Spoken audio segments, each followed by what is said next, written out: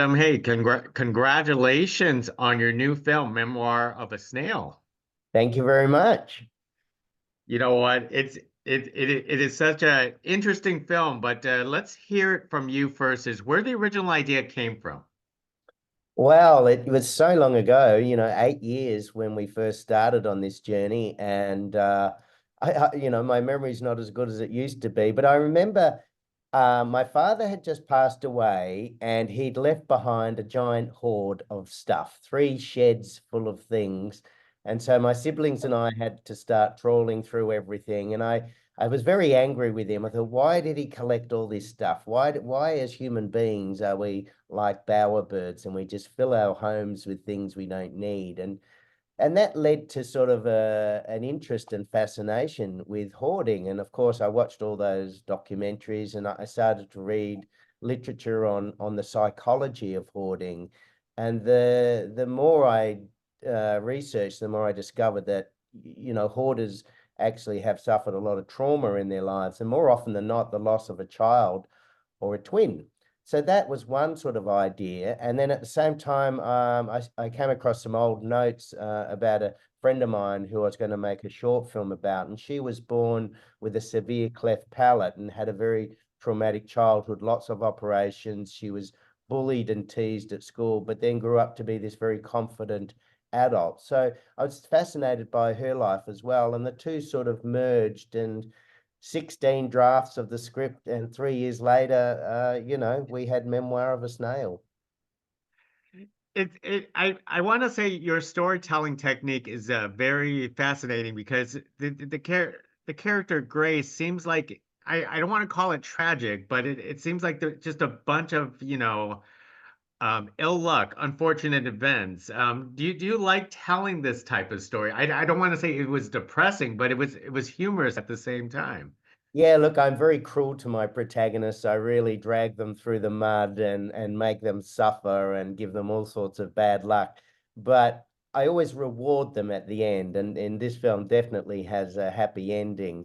I love films that have that duality of comedy, tragedy, humor, pathos. I'm trying to reflect real life in which we all have ups and downs.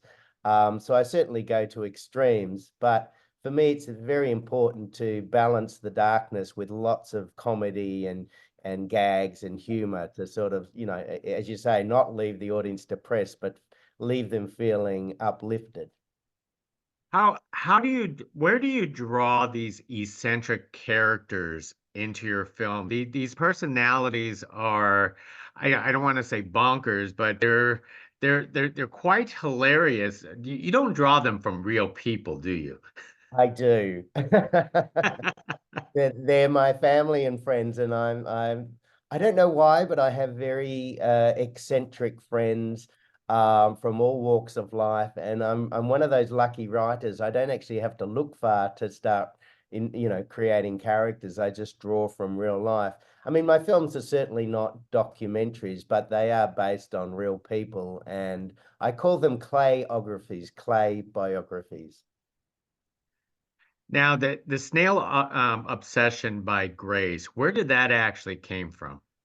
Well, originally I had Grace as being obsessed with ladybirds or ladybugs. But then that film Ladybird came out, and I thought, oh no, that's too similar. And but also ladybirds, it was all getting a bit cutesy and twee and saccharine. And I thought there must be a better creature or animal that's a better metaphor for what Grace is going through in her life. So I came across snails because you touch a snail's antennas and they retract into their shell, and that's sort of what Grace is doing in her life. She's retracting from the world and using her hoard as her shell and her shield. So I love that sort of similarity, but also too that the swirl on a snail's shell is very symbolic of life going full circle. I love that as a motif that we had as throughout the film. And also, too, snails apparently can't reverse, they can only move forward. And that linked really nicely with the quote I wanted to use by Søren Kierkegaard that life can only be understood backwards, but we have to live it forwards. So there was all these lovely little links to snails, which I thought was appropriate. I just couldn't believe that you put so much thought into and drew out so many messages out of just snails itself. Yeah, the more I dug deeper, the more I realized, gee, I think I stumbled across the perfect creature. And also, snails are quite alien and they're such fascinating creatures. Even their sex life is quite an eye-opener. Now, tell us about the claymation, the stop motion process of a memoir of a snail for yourself. Let's start with the design of the characters, the looks.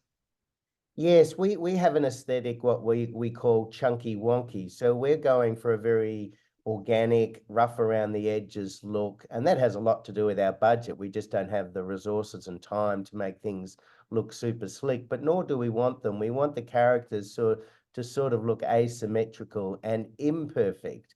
And that, matches the characters themselves who have imperfect lives, imperfect personalities, and this film too is very brown. We wanted to, blue and green are banned in this film. I banned those colors. So it might sound dreary, but we wanted the film to have a real autumnal sort of warmth to it. Again, to match the moods of the characters, but also in Australia in the 1970s, brown was the popular color of choice for everyone's homes were painted brown. So it just seemed apt that we go with that color palette. I'm curious, what's wrong with blue and green? Well, my mother used to dress me in nothing but navy blue and pale blue as a child, and I think I'm rebelling against all that blueness. Green, I don't, green I'm indifferent to, but again, we wanted the really sort of minimalist color palette to the film, and it was tricky because yes, skies are blue and the grass is green, so it was a big risk. Now, how long was the process taking for your stop motion for this film?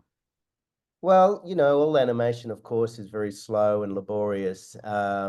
But we are quite speedy stop motion animators. We do things in a very economical fashion.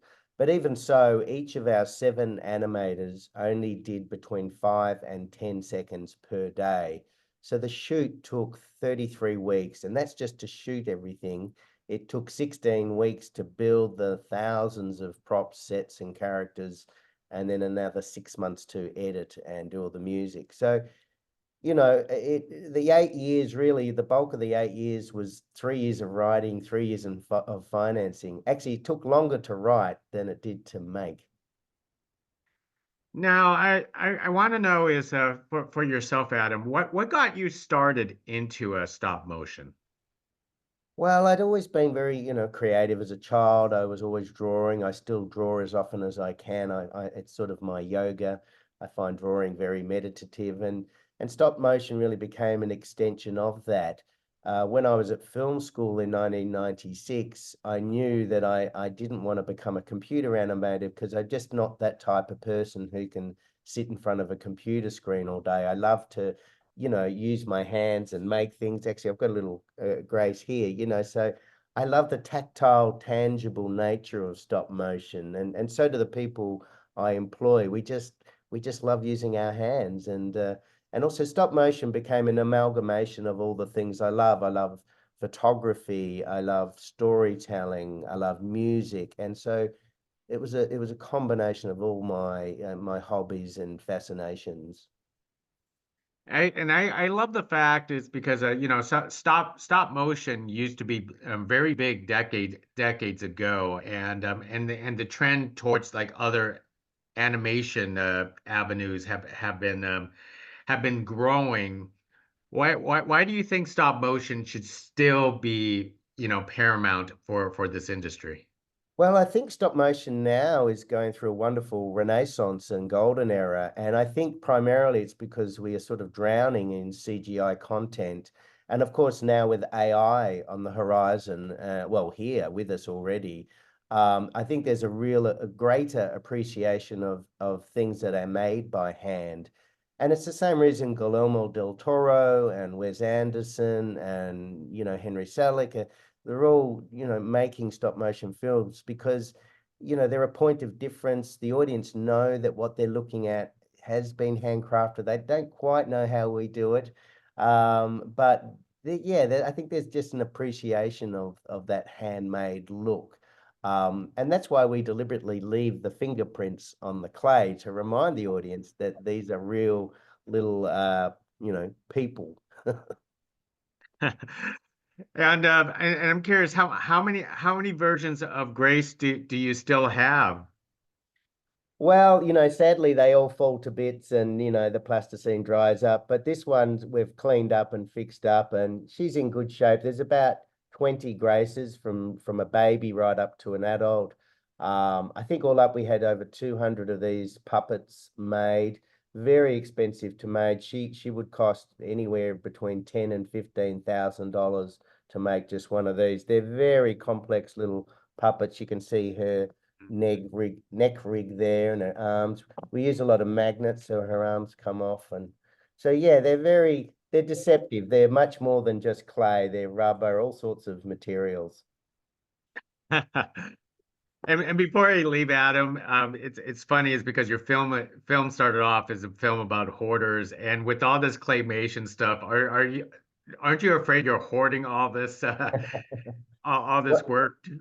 well, I admit to being, I love collecting and keeping stuff, but I've gotten I've gotten much better over the recent years and downsized and tried to minimize what I collect. But it is hard. I think all of us are on the hoarding spectrum somewhere. Well said, Adam. It's a pleasure speaking to you. Thank you very much for creating this film memoir of a snail. It's unforgettable. That is certainly I would like to describe it because the story is just so fascinating. Thank you.